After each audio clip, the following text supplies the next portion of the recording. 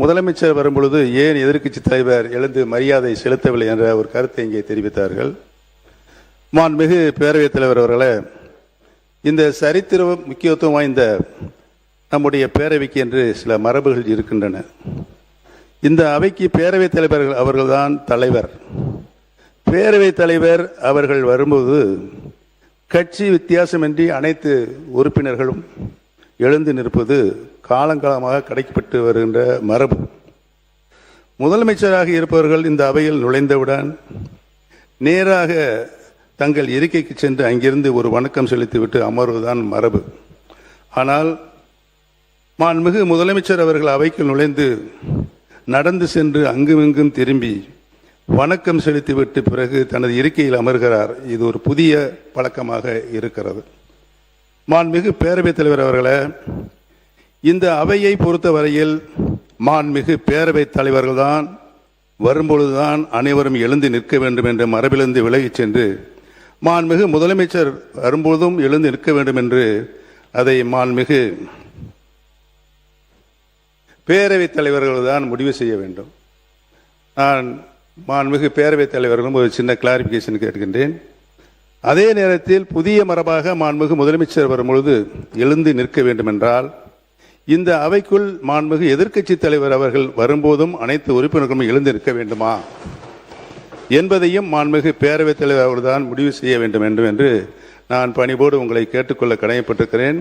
அதை ஆளுங்கட்சி உள்பட அனைத்து உறுப்பினர்களும் எழுந்து நிற்பார்களா என்பதனையும் மாண்புமிகு பேரவைத் தலைவர் அவரிடம் நான் விளக்கம் கேட்க கடமைப்பட்டிருக்கிறேன். மாண்புமிகு பேரவை உறுப்பினர்களுக்கு திடீரென்று ஒரு விளக்கத்திற்கு நான் விடையளிக்க வேண்டும் என்று அவர் விரும்புகிறார். மாண்புமிகு முதலமைச்சர் அவர்கள் 9:30 மணிக்கு அவை கூடுகிறது என்றால் அவை கூடுவதற்கு முன்னாலே இந்த அவைக்கு வந்து இந்த பக்கமாக வந்து பாதி வரை சென்று அவர் வணக்கம் செலுத்துவதை நான் பார்த்து கொண்டிருந்திருக்கிறேன். அந்த பக்கம் பாதியில் வந்து திரும்பியது ஒரு நாள் மாண்புமிகு அமைச்சர் முன்னாள் ராஜேஷ்குமார் அவர்கள், அண்ணே எங்கள் பக்கம் உங்கள் பார்வை திரும்ப வேண்டும் என்று கேட்டதும் அதை தொடர்ந்து இறுதி வரை போய் இரு பக்கம் வணக்கம் செலுத்தி கொண்டு வருகிறார். அவை கூடுகிற போது அவைத் தலைவருக்குரிய மரியாதை தான் அளிக்கப்பட வேண்டும் என்பதில் எந்த விதமான ஐயப்பாடு இல்லை. ஆனால் மாண்புமிகு முதலமைச்சர் வருகிற போது அவை கூடுவதற்கு முன்பாக இருபக்கம் அவர் வணக்கம் தெரிவிக்கிற போது நான் பார்த்திருக்கிறேன்.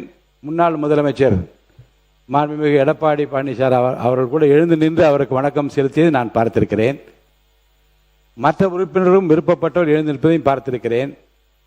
இந்த அவையினுடைய கண்ணியமும் மிகச்சிறந்த அந்த பாரம்பரியமும் ஒருவருக்கொருவர் பரஸ்பரம் மரியாதை தெரிவித்துக் கொள்வது என்பது அடிப்படையில், அதுவும் தமிழக சட்டப்பேரவையில் அவரவர்களுக்குரிய மரியாதையை கட்சியும் ஆச்சரியங்களை மறந்து மதிப்பளிக்கின்றால் என்பதுதான் நம்முடைய வரலாறு, நம்முடைய பண்பாடு என்று உங்கள் அனைவருக்கும் தெரியும்.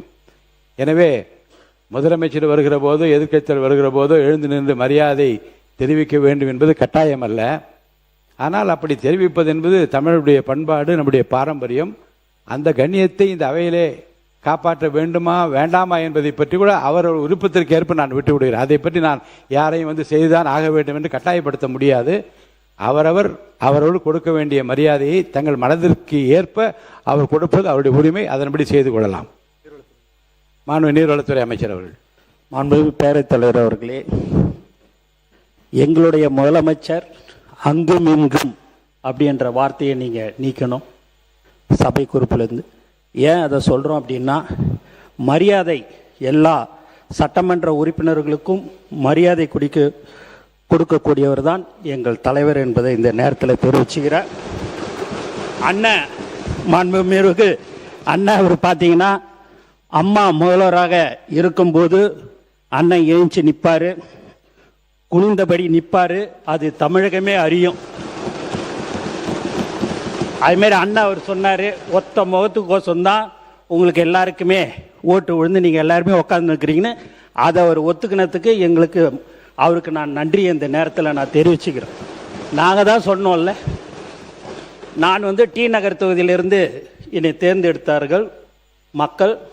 நான் வெறும் 4 நாட்கள் மட்டும்தான் ஓட்டு கேட்க போனேன்.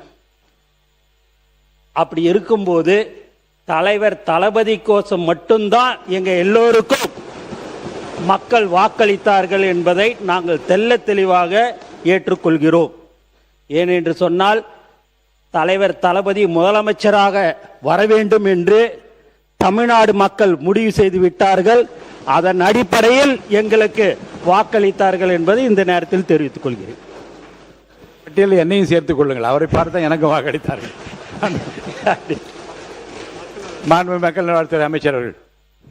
மாண்புமிகு பேரவைத் தலைவர் அவர்களே, தளி சட்டமன்ற உறுப்பினர் அன்பு சகோதரர் பேசுகையில், இந்த நெக்ஸ்ட் எக்ஸாம்